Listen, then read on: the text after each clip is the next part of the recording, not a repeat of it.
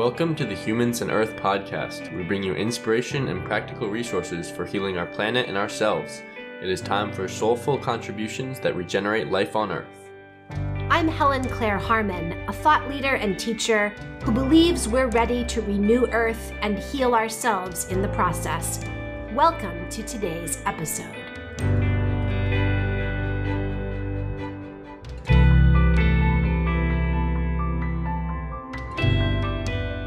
Welcome to the Humans and Earth podcast. Today I'm in conversation with Kevan Ryon, a healer and channel who is engaged in a focused exploration of what it means to be an embodied human on planet Earth.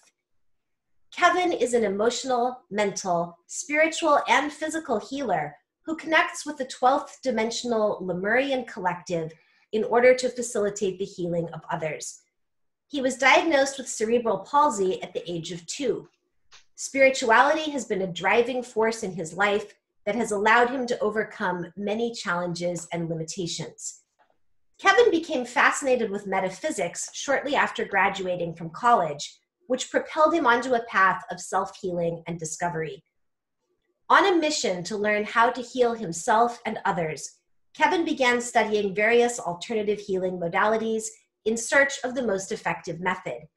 He found, however, that true healing does not come from a particular modality, but rather a connection to one's own soul through joy.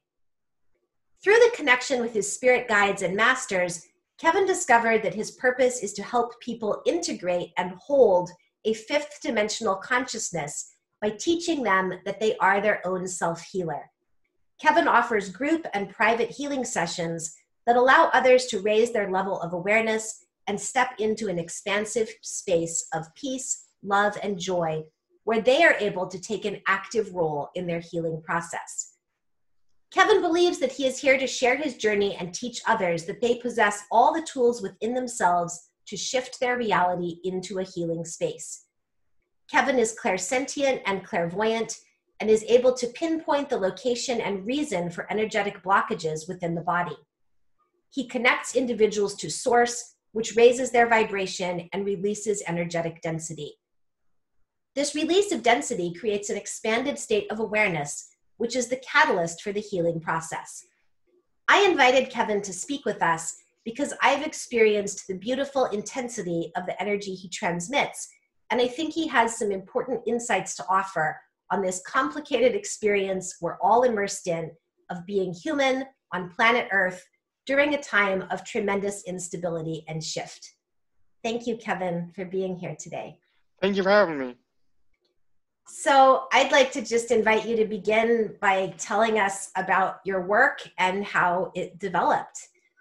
Yeah, so I was born with cerebral palsy and diagnosed at the age of 2. And, I've always really, both my parents are in the medical field, so I always kind of lived a conventional life growing up. A lot of people who are in this field, they have had bad experiences with allopathic medicine, and they had bad experiences with having surgeries and having bad doctors, and so that propelled them to seek out other options. And me, I always had kind of a good experience. I had the best medical care. I had great physical therapists that really pushed me to, learn about my body and be in love with my body and really, work hard physically and mentally and really understand the connection between my, mental state and emotional state and my willpower and having just the drive to move forward every day and going through challenges, even though that, I've had a lot of physical challenges, in my life, but I always was taught to really, go forth with a good attitude and you can do anything you want. And so I really look up to them, even though they were more conventional. I really kind of had a background of, an appreciation for allopathic medicine and what it brings for us. But I always knew there was something more there. I had a feeling, I remember being 6 years old and being on the playground and kind of being wow, I felt different. I didn't know what it was, and it wasn't because of my physical disability. It was because inside of me, I could feel a difference. And, just like like why we were here. I would wonder big questions first at a young age, like what's that? I would look up at the stars and wonder what's going on out there, or why what's the meaning of life, and why I'm here. I felt like I was here for a purpose. I didn't know what it was, but I always felt like I was here for some bigger reason. And so I kind of went on with my life, and I had a pretty normal childhood. My parents always taught me that I could do anything I wanted to do. And I never felt excluded, or I was always included. I had a lot of friends, and I felt like I didn't know that I was here to inspire people, just by going through life and seeing how I experienced challenges and navigated the physical world in a different body. And I really consider that a gift, because people they always talk to me and ask me, and even like as I got older, they tell me ask me to share my experiences, and like they ask me how I do it. And, to me it was normal. To me going through life was normal.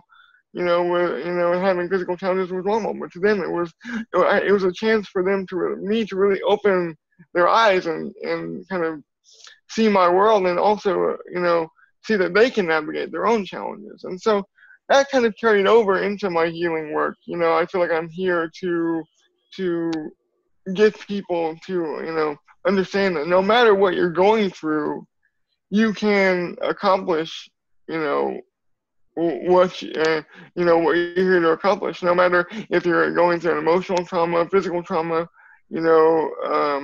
or both. We're all here to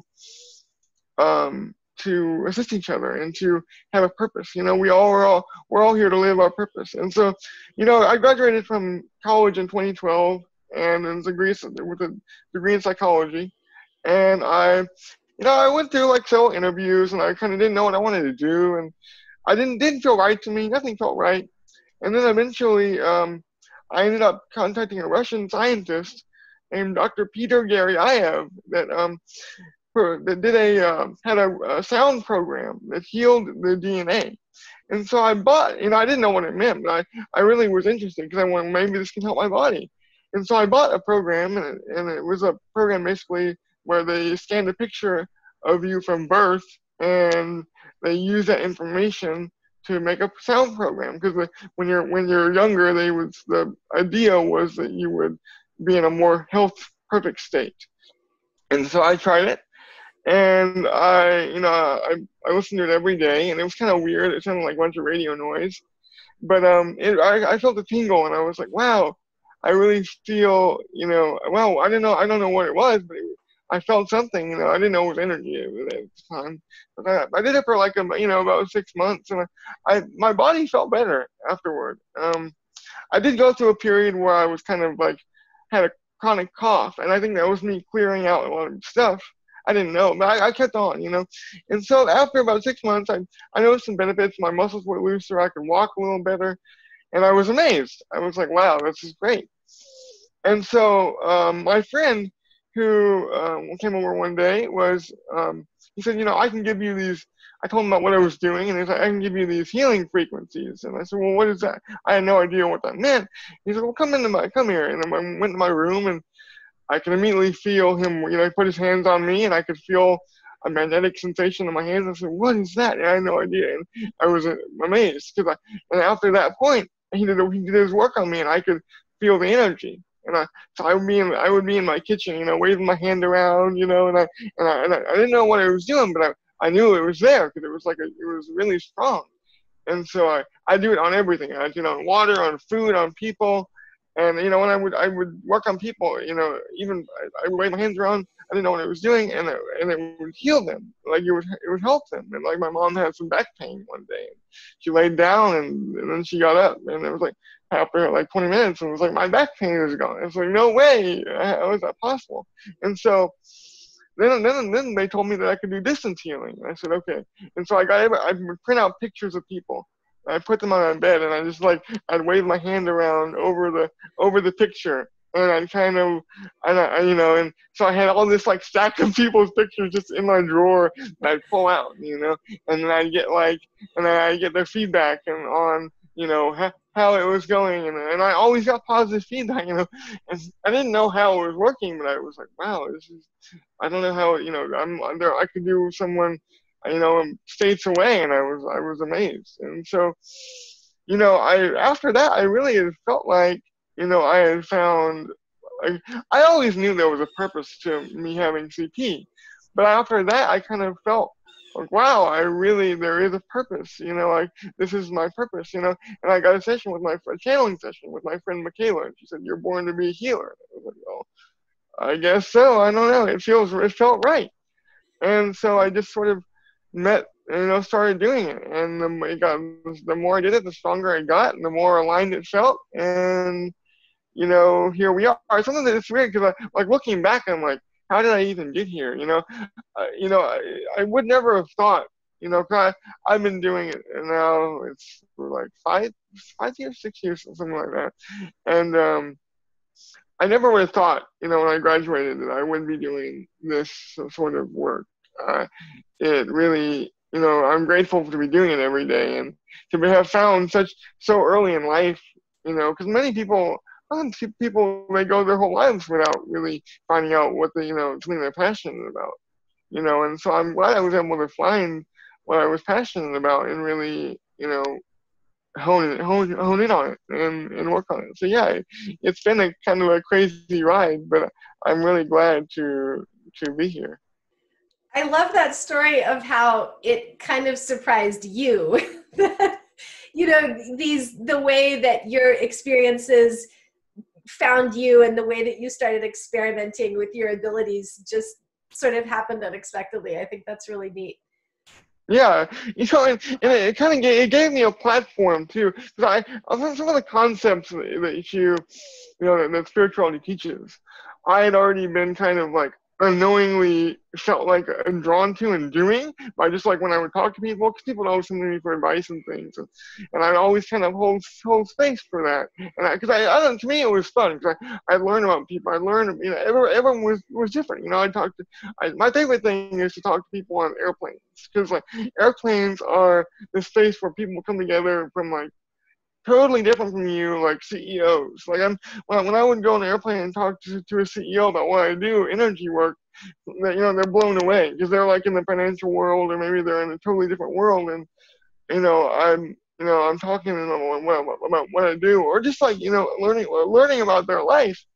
And it's like when you hold that space, you really learn. There's always that mutual exchange, and you learn about someone, and you get to like, I don't know, it's just, you get to experience more when you just are open to that sort of thing. You get to really learn about people and how different we all are and how unique we all are. And I think that's part of our gift, is how unique we are, and how, yeah, it's fun that way. I think of you as someone who really does have a lot of empathic ability and really connects very well to people, as you've been saying. And I'm curious about your thoughts on our situation right now. 2020 has been, there are a lot of descriptors we could use. It's been traumatic or confusing or stressful for a lot of people. It has brought a lot of shift and change into the world, and we don't yet know where that's going. And I know that you not only work with people individually, but you also step back and look at the big picture of humans here on planet Earth.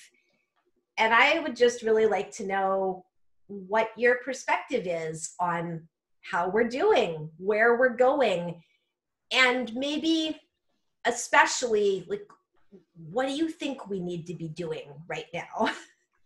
Well, yeah, I think, we're going to a really positive place.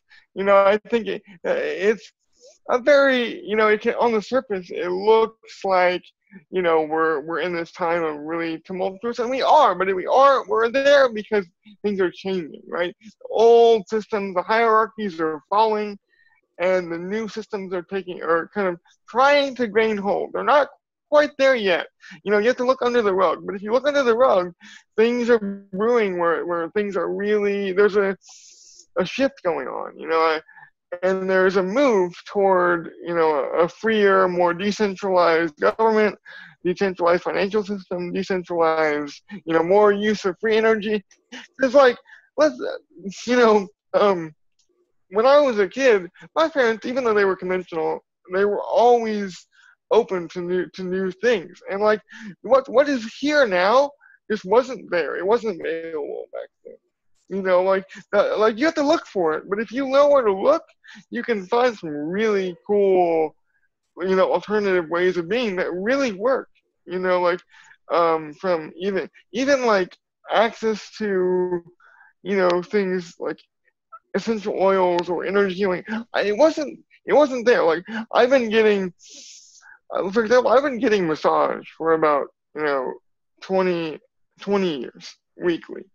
And now every one of my massage therapists knows about, you know, that I've had in the past 5 years, knows about energy healing and, you know, alternative methods of massage, and really, you know, whereas back then it wasn't prevalent. Now it is. And so, you know, I think the more that you look for it, the more it shows up in your life. You know, I think if you pay attention to the tumultuous times and the, you know, what's going on with COVID and what's going on with, you know, the election and things, you know, and you watch the news, you're gonna see a different world. You're gonna see a world that's in chaos.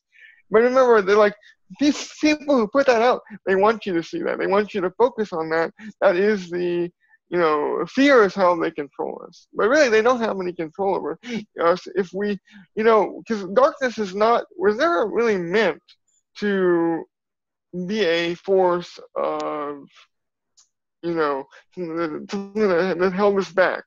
You know, darkness, it's like a piano keys, right? You have to have the low notes and the high notes, but it's all about how we approach the music and how from, you know, what perspective we approach it is how we, you know, move forward and how we transmute the energy.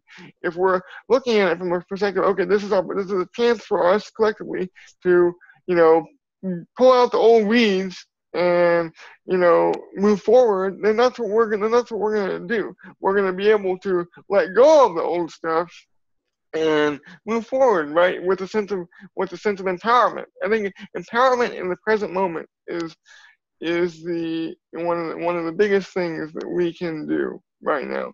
If we're empowered in our own lives, remember, like, if we have something going on in the collective, even if we don't handle it directly, and we feel like we're not solving it directly, because I think people, they feel like they have to solve things. Oh, I have to be part of the protest or part of the fight, and I'm not a part of the fight, then I'm not doing anything to help the planet. And it's like, no, we're all part of the fight in our own individual lives, right? We're all part of the fight in the way that we uniquely express ourselves, right? So, you know, if you love working with plants or you love working with animals, then, you know, at the zoo or wherever, you know, you may not be dealing with things directly, but you're doing your mission, you're healing yourself, and that causes a ripple effect toward, you know, everyone in the world and around you, and people see that, whether they realize it or not. It triggers them subconsciously or consciously to start, you know, doing their own thing. And so, I think when we all understand that we're here for a purpose, no matter how, you know, maybe not all of us are meant to do you know, get up on the stage and, you know, talk to 10,000 people, but it doesn't matter. You know, your work, if you change 5 people, you know, your work is just as important as someone who changes 10,000 people's lives. It's not about the amount or what you do or, you know, how many people you impact. It's about how you feel when you're impacting them. You know, I think the thing is, we're all contributing to, you know, the collective pool. We all have our finger in the collective pool.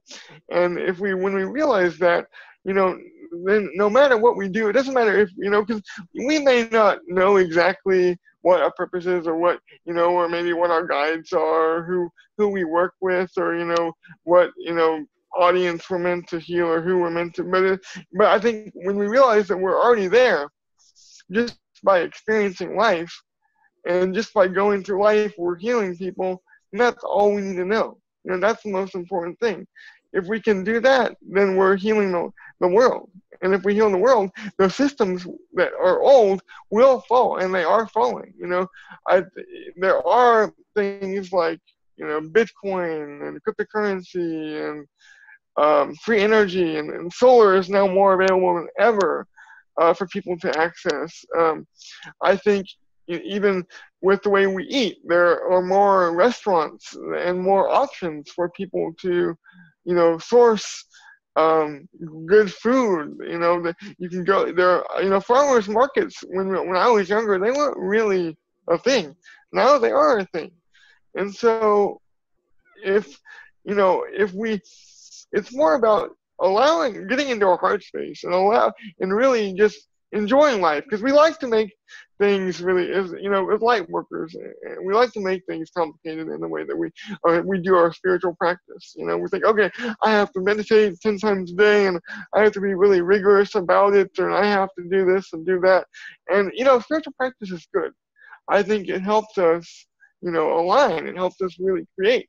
But it's not about what we do spiritually or how spiritual we are. It's about everything we do is a spiritual practice. Even eating, even watching, even when you're watching TV or a show that you enjoy, or spending time with your family, or talking about the weather and you like talking about the weather. That is a spiritual practice.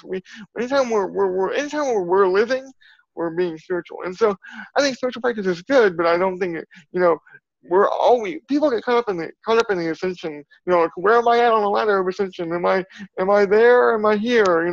How am I doing next to this guy? It's very easy to get caught up in that, because we want to. When you learn about consciousness, you want to be the best. You want to be on the cutting edge. You want to be like, oh, I want to be the most conscious I can be and the most aligned I can be, and which is great. But I think really we're already there. No matter where you are in your spiritual practice, in your life, you're already there. And because we're always where we need to be. And if we realize that we're always where we need to be, we can help the people and interact with people in the way that we're meant to. I think the biggest thing that we can do is share our story with other people. When we share our story, because people like to hear stories, like I love hearing people's stories, like I said, I like talking to people, on airplanes, or people who are different from me, because it helps, because it's fun, and it helps, and people like to learn, it makes you can relate to people. If you can relate to people, you're like, wow, I'm going through that too, and that sounds really great. I feel so much better about this hard time I'm going through, because now you're going through it, and you really helped me out, because now you gave me a solution. I think when we choose to relate to people, and we come out of our shell, and we embody that sort of just being state, we really we can have fun, and we learn, we connect. Human beings, we're very social creatures, so it allows us, the more that we connect, the more that we share, the more that it validates our own story, and the more that people's stories also get validated. Everyone is really important. I think it's important to share. It's important to connect, and I think that's the most the biggest thing that people can do is connect to others, enjoy others' company, be in the present moment, and enjoy life. I really appreciated what you said about the shifts that you've seen in your lifetime so far. I'm older than you, and I agree, in both my lifetime and then in yours, I really am seeing shifts in our world. As you said, there's so much more going on with holistic type agriculture and food supply and access to all kinds of healthcare, and also these various less harmful alternatives that we're developing, like solar and the many kinds of renewable energy. I also really like the way that you were framing that activism might be important, and we tend to define that as, I'm going to change things politically or socially. But really, we all need to see ourselves as kind of voting in every moment of our day through our energy and our choices and our interactions with other people. And that's the way that we're all activists constantly, or we're all serving constantly, just based on what we're choosing to participate in and to put out into the world. Yeah, absolutely. That's the most important thing. Is like, and because we are the creators of our experience, and when we own that, and when we can really navigate it in a space that is, that it is fun, that it really, that childlike play, and combine that. Because when we, as adults, we tend to think, oh, we have to do this, there's a life path we do, and we have to have a career, and we have to do this, and, we get abundance from this one particular area, and, and we have all these conditions that we put on ourselves, that kind of limit our creativity, but it doesn't have to be that way. We don't have to limit ourselves. It's easier said than done, right? Because, but I think when we really, going forward, I think in the world, there will be more opportunities for people to get that weight off their shoulders and not feel like they have to be bound to some condition or some way of being. And I think, that the reason why is because we're gonna be creating that. We are creating that. The more that we believe in that as individuals, the more it amplifies in the collective. And the more it amplifies in the collective, the more it shows up as a manifestation that we can grab onto. Right now, we're just in the space where, we have to trust that the more that we embody that, then those things will show up. And then that's difficult because when it's not, we like to see things, and if we see something, we say, okay, it's there. But if we don't always see it, it doesn't mean that it's not there. It just means that if we want to create it, we can. We are powerful people. And imagine if we're able to, collectively do that on a collective scale. Right now, there's like a small percentage of people who are aware of, it's a large people, but compared to the whole population, who are aware that they can create with their energy. If we get, if we get the whole population on board, and I think we will, it'll allow, the magnitude of what we can create. I mean, we'll be doing instantaneous manifestations. There's already, studies have been done where people who meditate in mass change the energy of the world, right? And so I think we will get to a space where people will be able to align their energies in mass to manifest. And when we do that as a collective, we will be able to instantaneously, manifest things, healing technologies, and ways of being that will come into the world at such a fast rate and solve our problems, right? Like, the more that we focus on the solution, the more the solution will show up. The more that we focus on the problem, the more the problem shows up, right? So I think we're just in the middle of that middle space, and we have to kind of take the leap. And people listen to this are the way showers. We are the, people will follow. People will follow if you take the lead. People will say, man, and they see you being a certain way, and they see that you're happy, and they see, wow, like, you're not really bound to the world or the society, or or like you're just doing your own thing. Like, I know whenever I see somebody that is like totally off the beaten path, that is like, even doing something like a YouTube channel, like, and they're a YouTuber or anything creative, it's like, wow, that person, they didn't know if it was going to work out, but they followed their heart and they did it. And it's so inspiring. People want to see that, and they want to know, well, how did you get there? Because it's like, everyone, whether they're aware of it or not, they want that. They want to get to a space where they're able to live freely, as human beings. Yeah. As human beings, we're meant for that. As human beings, we're hardwired for it. I think we're hardwired for the Western way of thinking, but really, we evolved as people, without constraints, and as creator beings who are here to, that's why I think, a lot of, ETs think we're so interesting, is because we are in this middle space, and it's kind of like it's like a show. They're watching the show. They're like, wow, are they going to make it? I think and then they know we've made it, and I think we have made it. We just have to get, we've gotten over the hump. We just have to. The snowball is rolling. It just has to kind of get there. Everybody's got to get on board, and we'll get there.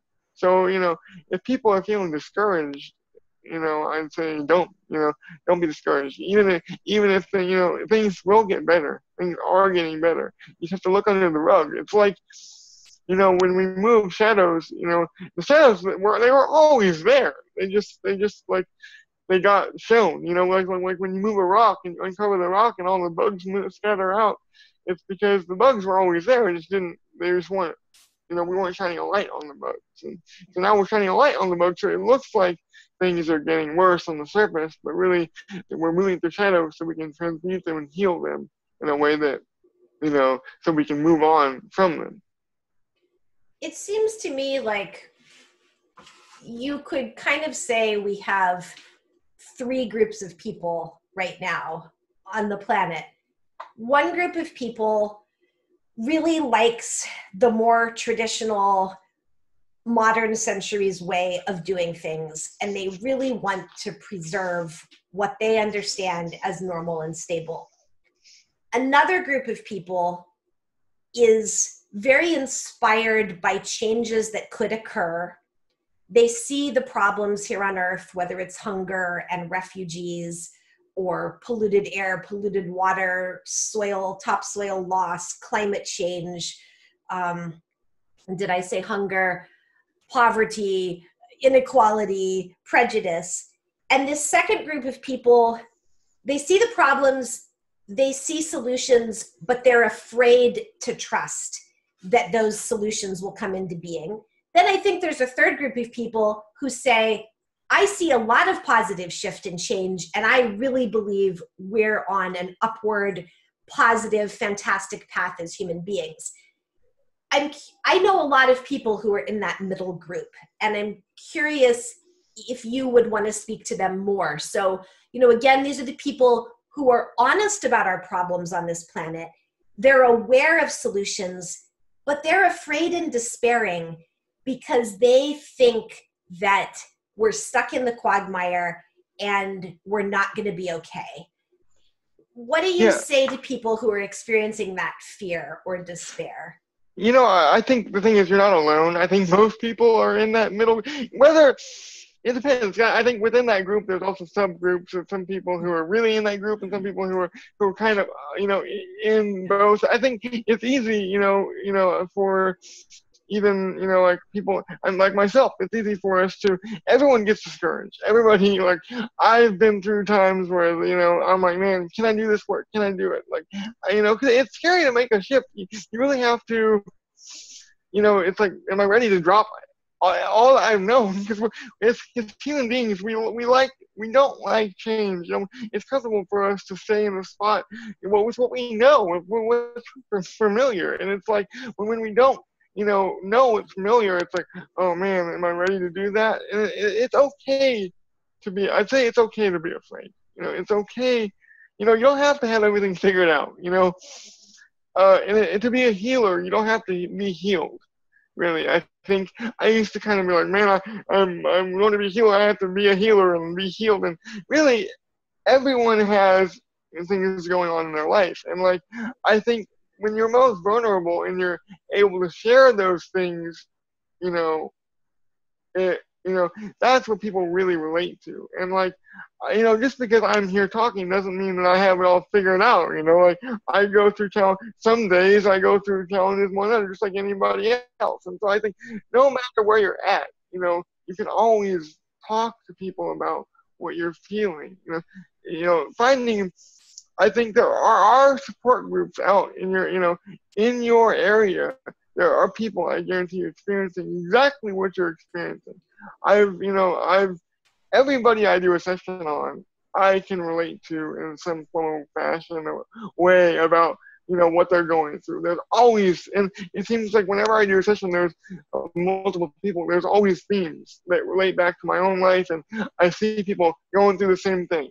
and it's always, themes always repeat. And I'm like, wow. And that's why when I see a theme that repeats, I'm like, wow, this really needs to be addressed, and I address it in my group sessions. And I'm like, I'm seeing a lot of these people, who are in despair, or maybe who are unsure, and I'm like, and I say, well, I've been unsure before, and so like I'm right there with you, man. And I think when we open up about that, it gives us permission to be okay in that space. And when we're okay, and we allow that, we don't have to be perfect. We don't have to be, know what the next step is.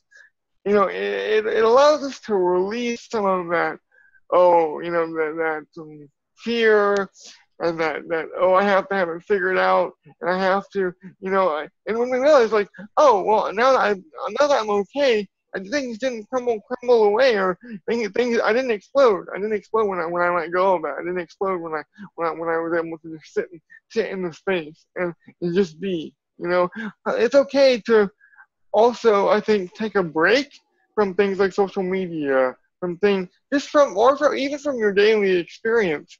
If something is really heavy, take a break from it. Go watch TV, watch a show that makes you laugh. Go read a book that makes you feel good. Doing the small things that that give you that space will allow you to solve the bigger problems. Because then you're introducing a new energy. When you introduce that new energy into your life, then it allows for that space to be cultivated. It really is about the small shifts we make. We oftentimes we want to get to the big goal, and we want to be like, okay, I want to be a healer, and I'm going to be, go make this group, or I'm going to go do this, and we look at the big goal. But really, it's about moment to moment, small daily things that we do, if we find joy in those experiences, and we allow ourselves the space to just be present in whatever we're experiencing, and really just be like, and tell us about, I will be safe. I'm willing to be safe. I am safe. Even saying those words will allow you to just be in a space of safety where you feel comfortable. Because we're allowed to go through rough times. We're allowed to feel, it's okay. You can give yourself permission, and give yourself permission to just take a break from, from whatever you're experiencing. Even if it's 5 minutes, allow yourself that time, that space to, detach from the chaos, whether it's chaos going on in your personal life or chaos going in the collective. It's, you're not alone. I think also, like I said, reaching out, because I think when we're in that, when we're in a lot of empaths are kind of introverted, and they, when we're in that space of, oh, I'm feeling down, I don't know, I'm stuck, we tend to retreat. And when we retreat, I think, that's when we really need to get out. It's like, it's hard because you have to break down that barrier. But I don't want to talk to anybody. I want to be a turtle, and I want to go in my own space. And that's okay sometimes too.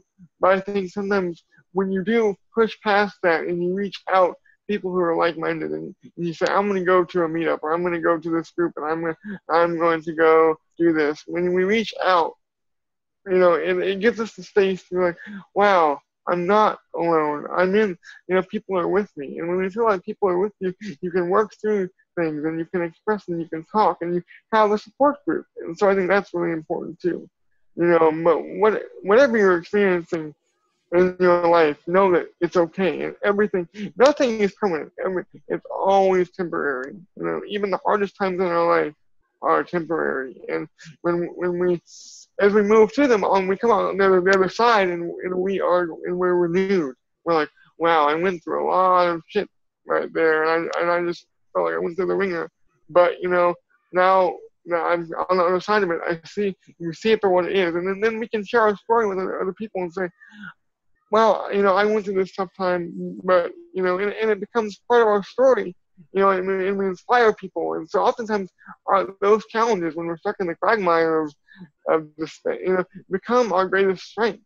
And, that's why, like, my CP, even though sometimes it can be difficult, it really is my greatest strength. It is the reason why I got into energy healing in the first place. And yeah, I don't always, my body doesn't always have the best days, but sometimes when I learn, when I remind myself that, you know, I can heal myself, and I am healing myself, because, you know, healing, we have ups and downs, and some days it's like, wow, I feel great. Some days I don't feel that great. And when we're in those lows, know that we always go to a new space after the lows. We always go a little bit higher and a little bit higher and a little bit higher. So if you can keep that in mind, then you can really more easily navigate the spaces where you're in the low points, and where you know, just keep where you know, it's temporary. You're gonna get through it, and it will always lead you to a better space than when you found yourself previously. Yeah, I appreciate those thoughts on persistence and endurance, and kind of adjusting moment by moment, and also having the awareness we're all in this together.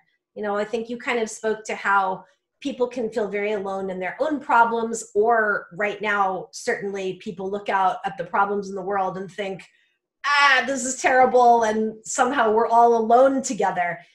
But looking more at how we're all in it together, I mean, maybe that's why we're in physical bodies here on Earth. You know, for those of us with spiritual interests, I think it's easy to imagine, well, I could just be a soul floating around somewhere easier. But maybe this embodied experience is partly for us to realize we're in this together, and not just human to human, but human to planet, human to plants, human to animals. And, you know, we are seeing that with our environmental problems and climate change, that we really are all in it together, that, you know, what we do to the environment affects the birds, and how we affect the birds ends up affecting our crops. And so, you know, maybe you've talked, I think, a lot about interdependence with one another. And that caught my attention, because maybe that's what we're here in physical bodies to learn, is this interdependence. Yeah, I mean, I definitely think we are, you know, because really every system affects every other system. So our bodies, so, you know, right now we have in the conventional form of medicine, we have doctors who work on the stomach, and, you know, we have doctors who work on the hormonal system, and we have doctors who work on, you know, the lungs, and every organ. And there's a lot of things. We look at things separately, and that's not necessarily bad. I think it served us. Like you know, growing up, I knew a lot of great doctors who were really passionate about helping people. You know, there are a lot of people who are in the conventional realm who really want to help people, and then they believe they are. So I think people, even if they're not in the realm of, you know, knowing that it's all connected yet, they're gonna get there. You know, once we push them. I know a lot of the doctors who are really good, and, you know, because my parents are friends with a lot of them, and, you know, growing up, you know, they would come to our party. You know, we'd have parties or somewhere, and we invite them.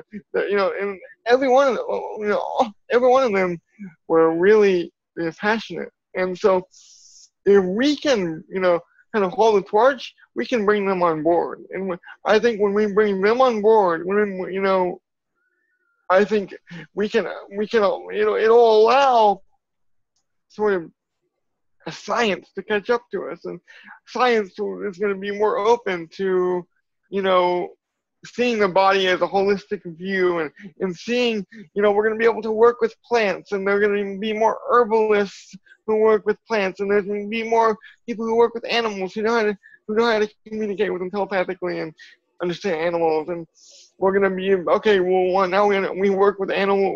What do the animals need? Well, okay, if we work with the animals, what can they give us? And, you know, because animals, and plants, they know how to operate within, you know, in the whole system together. They know, you know. So if we can get on board with that, and I think we will, science will get on board, and our bodies are energetically, you know, being calibrated to do that. You know, information spiritually, and whether like earlier we're talking about like farmers markets and things, but it's also like our bodies are able to access energies from different dimensions and different realities more easily because our bodies are more aligned energetically. And when we can do that, we can work with the plants more, we can work with the animals more, we can tap into our energies more and understand what they need and how synergistically they're connected with each other, and and we can develop more of a conscious interdependent relationship with them, which allows us to use them in a more conscious and expanded way and heal ourselves, right? And also heal the planet, because when we understand the plants more, they recognize, and the animals more, they recognize it. Animals and plants know, who treats them well and who is connected to them. There's been studies done where if you talk to a plant in a mean way and call it an idiot or something, it responds. It knows what you're saying to it. And yeah, it may not have a brain like ours, but it still perceives. And so, and animals, of course, animals know, are very smart. They know when their owners are, treating them with respect, and animals know that. And so I think when we realize that the plants know that and that nature knows that, animals know that, we can gain this sort of respect for them and say, okay, what, because they really are our equals. They are, even though, we tend to think, okay, they may not be as, able to, articulate speech and may not have a brain, but really, animals know. I remember the first time I kind of realized that was when my uncle had died. He passed away, and we spread his ashes in Lake Pontchartrain in New Orleans, and it's a brackish water lake, so there's not very many. There's some sea ocean creatures that live, saltwater creatures that live, that venture in there, but it's not very, but not very often. And right when we scattered the ashes, there was about 25 dolphins that followed us around the whole lake. And the captain of the boat said he'd never seen anything like that in all his 30 years of being a captain on Lake Pontchartrain. The dolphin, and when we got back to the spot where we scattered the ashes, they went away. And I swear one of them winked at me. I know it was on this purple dolphin, and it looked right up to the boat, and I swear it winked at me. And so I think dolphins especially are smart. But the point is, every animal, they know what we're doing. They know how they see what we're doing to the planet. They know how we're treating the oceans and the planet. And I think, yeah, we are polluting the earth. We are doing those things, but we're also going to remember the earth is a great corrector. It knows how to correct itself. And so, yeah, I do think pollution, we need to stop polluting, and we are finding more solutions to stop doing that. But if you see environmental problems, don't be in despair so much, because the earth is a strong being. It knows how to correct itself. It is way ahead of us. Anything that we do to pollute it, it's already on the course of correcting it right away. And that doesn't mean that we should keep doing what we're doing, but it means that the earth is ready for us to heal. The earth is ready to heal. It's ready for all we have to do is ask, and the earth will respond to us. The earth knows, the animals know, the plants know. They're intelligent. I think intelligence, our definition of intelligence and what awareness is, consciousness is shifting. And as we shift that definition of what consciousness is and what awareness is, we can understand that plants and animals may operate on a different plane, but they're very much in service to us, in service to the earth. And if we respect them, they respect us, and we can develop a conscious relationship that heals both earth, plants, animals, and everything. Yeah. There's actually some amazing scientific work going on looking at both animal intelligence, and I recommend to anyone who wants to explore that, look at the work of someone like Mark Bekoff, for example. And there's now work being done in plant intelligence. There's a fantastic book called Plants as Persons that details the research in the last 20 years that is beginning to suggest, from a scientific standpoint, you and I could argue this from a spiritual standpoint, but from a scientific standpoint as well, that plants have intelligence. So what I would love to ask you as we come toward a close is, what do you personally like to imagine when you think about how things are getting better, or what the world would look like when we're all more conscious of interdependence, or we're all living at a higher vibration, or we're all practicing love more, however you want to phrase that. There's no right or wrong answer here. I'm just very curious about what you personally find comes to mind when you imagine what that could be like. You know, I think it would mean like having a government with conscious leaders that are aligned to the people's values, and having a decentralized, currency. That's why I think cryptocurrency is such a up and coming thing, is because it's going to give power back to the people. And I think the more power the people have, the more they can, the more they trust themselves, the more the power the people have. And so I think, more community-based systems, more education systems that are, unlock kids' creative potential and that allow them to be, express their creative gifts at a very young age. Because the kids coming in nowadays are the really young kids. When they grow up, they're already, many of them already know what they want to do. They already know what they're here to do, and nobody's going to stop them. And so we can either adapt to them and assist them. We need to, because they're here. They know they're here to change. They're not being affected by some of the things that you or I have been affected by growing up and in the past. I don't think, because we raised our consciousness to that level. And so I think, education that is tailored to a kid's creative abilities, free energy, solar, wind, whatever it may be. I think there are many scientists I know now that have worked on devices that will allow us energy that, very, free, low cost. I mean, it's already there. And so I think the more that we embody our own truths, the more that we're going to see these things show up in our life.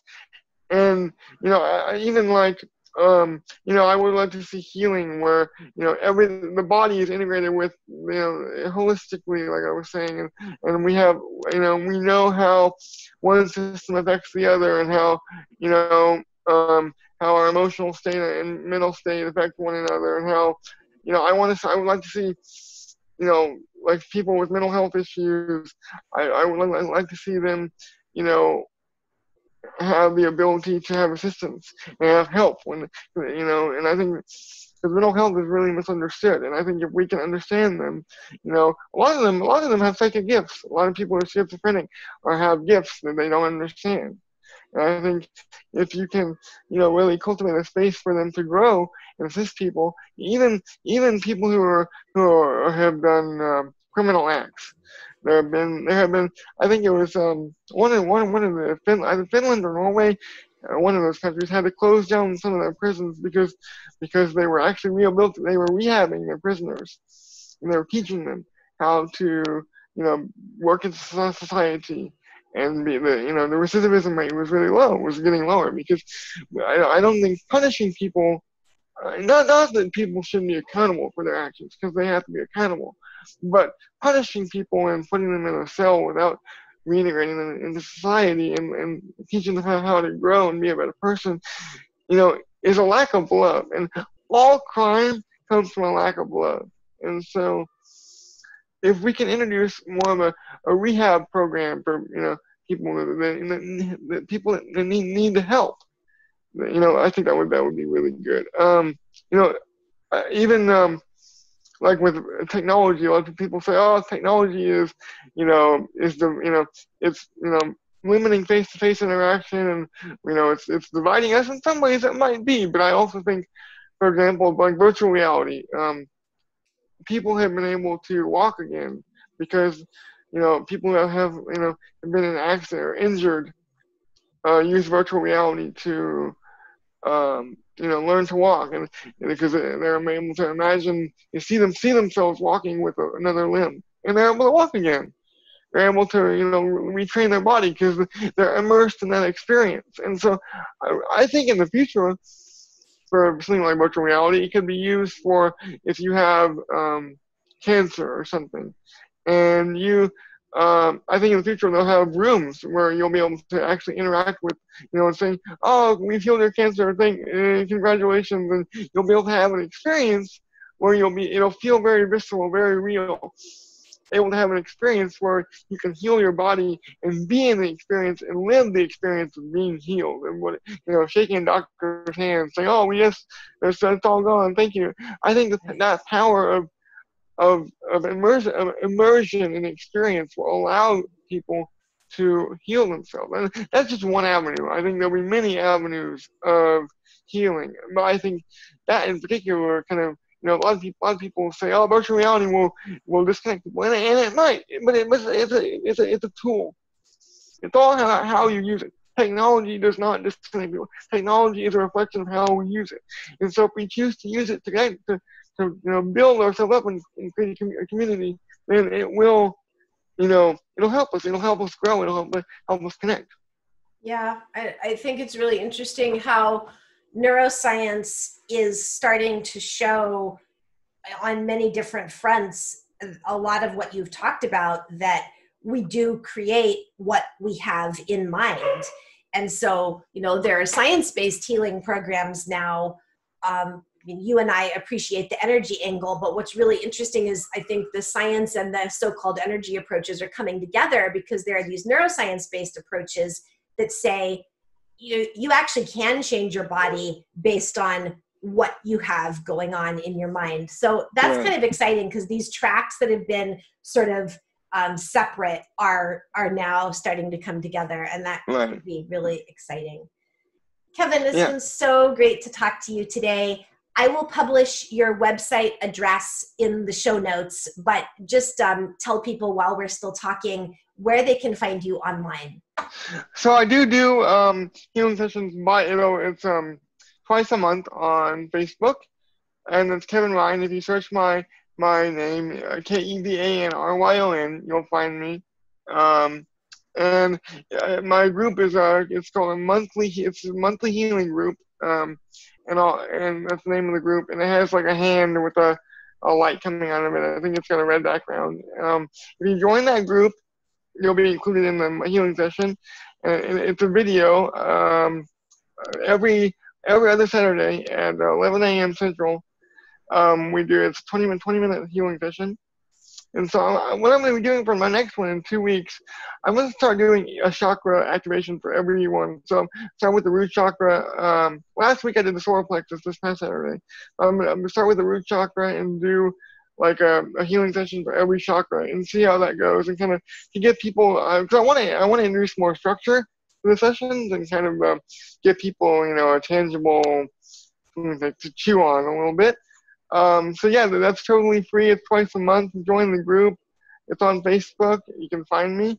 I also offer private sessions through Zoom, which are like 1 hour counseling and 1 hour, half counseling and half energy work. I do sometimes I'll see people. I work a lot with sacred geometry. Sometimes when I'm doing a session with them, I'll see their sacred geometry. And I'll send them codes through that geometry, or I'll see. Sometimes it'll be like broken or misshapen, and I'll be able to repair that geometry so that they can heal. Everybody's different, my sessions are always unique, and that's why I like doing it, because it's always fun. The energy is always different. the energy is quasi-intelligent. And my guides always direct me based on what my clients' needs are, and I'm able to tune into their energy and see what's going on. And that's why I like it, because my work is so diverse. I mean, there's always themes that show up, that are similar, but I think each individual is unique, and so I'm able to tailor the healing session to their individual needs. And so that's what I really enjoy most about my work. Also, I do have an option where people can be added to a group and receive healing session, a 20-minute healing 4, 8, or 12 times a month. And it's like, so it would be at set times you get energy sent to you at certain times, either 4, 8, or 12 times a month. So yeah, I really want to, I thank you for having me on, and I really enjoy. And my website is kevanryon.org too. Thank you. I really enjoyed talking to you today, and it was a lot of fun. I always enjoy, connecting with people and just talking about what I love. Thank you so much, Kevan. kevanryon.org. I'll publish that address in the show notes. Thank you all for listening today. I recommend Kevan's work. I've experienced it. I think the energies that he brings in are really beautiful. Thanks for listening to Humans and Earth.